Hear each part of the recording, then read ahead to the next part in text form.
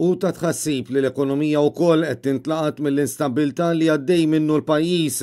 Ninkwieta meta nisma' li ta' din is-sena kien l-ar Black Friday fl-aħħar snin. Aktar u aktar meta tara li l-Prim Ministru Joseph Muscat qed jaħseb li din hi xi logħba. Hekk qal il-kap tal-Partit Nazzjonalista Adrian Delija waqt intervent matul il-bulettin tal-ġimgħa ta' Net News fejn fakkar ukoll kif il-Ministru tal-Finanzi Edward Cicluna issa nstab li hu taħt inkjesta maġisterjali.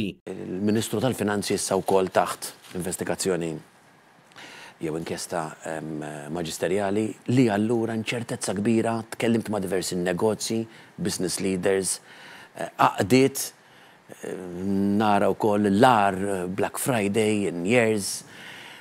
U nel-frattemp, il-Prim Ministru ta' pajjiżna jaħseb illi dinja xi logħba.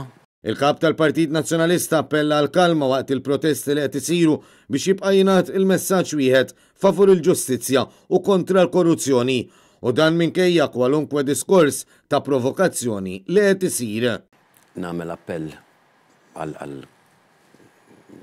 għal-kalma f'sens illi min qed jipprotesta huwa tajjeb, min qiegħed fit-toroq, studenti, ħaddiema, nies li normalment mhumiex fil-politika, soċjetà ċivili li hija b'saħħitha hija ħajja u li huwa tajjeb.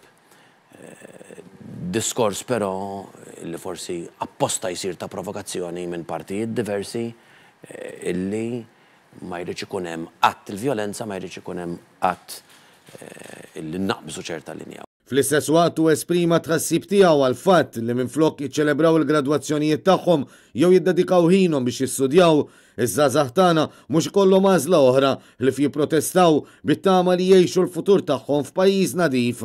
Adrian Delija appella lil poplu biex jibqa' maqut ħalli naraw li ssir il-ġustizzja u tkun meluba darba l dejjem il-korruzzjoni li tant qed tagħmel ħsara lil pajjiżna.